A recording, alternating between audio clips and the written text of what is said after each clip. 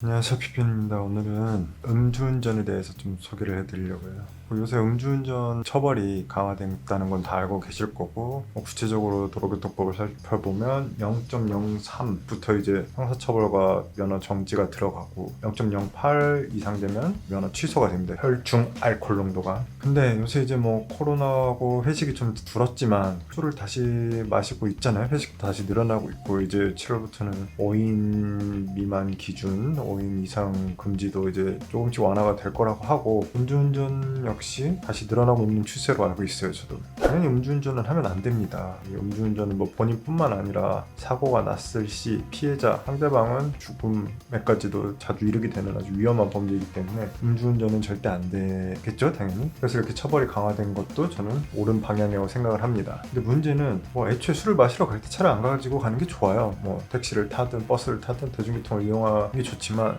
사람 일이라는 게 항상 그럴 수만 없잖아요. 술을 마시러 갈 때 어쩔 수 없이 차를 가져갈 수도 있고, 그럼 이제 대부분 대리운전을 부르게 됩니다. 그쵸? 저도 뭐 카카오 대리라든지 대리운전 기사분들을 뭐 가끔씩 이용을 하는데, 저는 뭐 당연히 그런 일을 겪은 적이 없는데 대리운전 기사분과 시비가 붙는 경우가 종종 있는 것 같아요. 근데 문제는 뭐냐, 대리기사와 싸움이 있는데 잘 가다가 이제 요금 등의 문제로 시비가 붙어요. 대리기사와 이제 손님들 사이에. 대리기사가 길을 가다가 도로 한복판에 차를 놓고 그냥 가버리는 경우가 있어요. 정말 황당하죠. 거기가 예를 들어 뭐 1차선이 아니라 뭐 4차선이든 8차선이든 6차선이든 뭐 큰 도로 한복판에 세워놓고 가면 위험하잖아요. 사고가 날 위험도 있고. 그래서 이제 차를 조금 옮겨요, 갓길 쪽으로. 근데 제가 많은 부분의 판결문을 보면은 이 상황을 대리기사가 지켜보고 있어요. 그리고 신고를 합니다, 경찰에.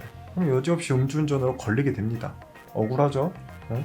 버스 정류장 쪽 도로 한복판, 이 차를 빼지 않으면 다른 차가 운행이 곤란한 뭐 골목길 이런 데다 차를 놓고 가는 척을 하지만 사실은 뒤에서 몰래 지켜보고 있다가 사진을 찍거나 신고를 해요. 물론 이런 경우가 뭐 많은지 적은지 통계적으로 제가 알 수는 없지만, 제가 본 판결문 중에서는 상당 부분 동일한 내용이 나는데 보편적이에요, 이게. 근데 제가 오늘 소개해드리고자 하는 음주운전 사건들은 다 무죄가 나온 사건들입니다.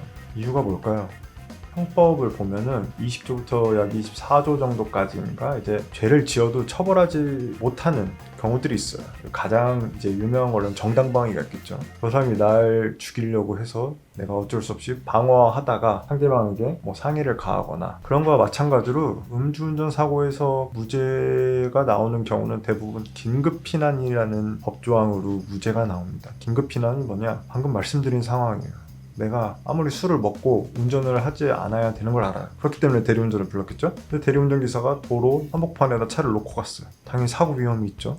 이러면 안 되겠다, 사고가 날 수도 있겠다, 아니면 여기 하면 차량 운행이 원활하지 않겠구나 해가지고 차를 10m, 20m, 30m, 50m 뭐 이렇게 좀 옮겨. 이런 경우는 긴급피난으로 인정이 돼서 무죄가 나온 사례들이 있습니다. 근데 그렇다고 해서 뭐 도로에 세워놨다고 해서 좀 옮겼다, 그걸 신고당했다, 무조건 긴급피난이 되나요? 그건 아니에요. 말 그대로 긴급한 상황이어야 돼요. 긴급한 상황이고, 이 현재 이 상태를 어떤 식으로든 무마시키기 위해서 내가 어쩔 수 없이 음주운전을 했다, 이거를 입증을 해야 됩니다. 최근에는 어떤 여자분께서 술을 마셨어요. 술을 마셨는데 남편하고 시비가 붙고 남편이 폭행을 하고 막 뭘 집어 던져. 그래서 부득이하게 남편한테 벗어나기 위해서 나오다가 남편이 쫓아오고 부득이하게 자신의 자동차를 운행을 하다가 경찰서까지 가서 신고를 했어요. 근데 경찰이 운전을 하고 오는 여자를 보고 얘기를 들으면 술 냄새가 나요. 음주운전이잖아요. 이런 경우 긴급피난으로 인정이 될까요? 어떻게 생각하면, 아니 굳이 자동차를 안 타고 그냥 뛰어가서 경찰에 신고하거나 도움을 받을 수도 있지 않느냐. 물론 이제 구체적인 사안마다 다 다르겠지만 이 경우에는 우선 1심에서 무죄가 나왔습니다. 물론 뭐 무죄가 나온 이상 1심에서 검사가 이제 항소를 하고 뭐 대법원까지 갈지는 모르겠지만 우선 긴급피난 인정이 됐어요. 이 상황에서는 긴급한 상황으로 인정이 되고 어쩔 수 없이 음주 상태였지만 운전을 할 수밖에 없는 상황이었다, 이거는 처벌해서는 안 된다, 뭐 이런 게 인정이 된 거죠. 뭐 자세한 거는 제 블로그를 보시면 뭐 자세한 판결문에 주문 이유가 나와 있습니다. 하지만 이제 유튜브에서 이제 제가 설명을 드릴 때는 뭐 이 정도로 설명을 드리려고 하고, 이게 별로 없을 것 같잖아요. 아니 어떻게 대리운전기사가 길 한복판 아니면 뭐 갑자기 가다가 중간에 그냥 도망가지도 않아요. 도망가는 것 같지만 실제로는 뒤에서 그걸 신고하고 음주운전으로 적발이 되고 기소가 되고 유죄가 나올 수도 있습니다. 하지만 이런 상황을 잘 설명을 하고 긴급한 상황이었다, 어쩔 수 없는 상황이었다 변소를 해서 무죄가 나온 케이스도 꽤 많이 있습니다. 만약에 혹시라도 말씀드린 상황이 발생했어요. 예를 들어 대리기사가 차를 옮기지 않으면 안 되는 상황에서 차를 놓고 갔어요. 그럴 때는 우선 다른 방법을 한번 생각해 보세요. 뭐 112 신고를 하시든지, 집 앞이라면 뭐 누구 멀쩡한 사람 불러서 차를 옮기게 하든지, 아니면 주변에 뭐 누구 도움을 청할 사람이 있는지, 정 그게 아니다, 그리고 지금 당장 이 차를 빼지 않으면 사고가 날 것 같다.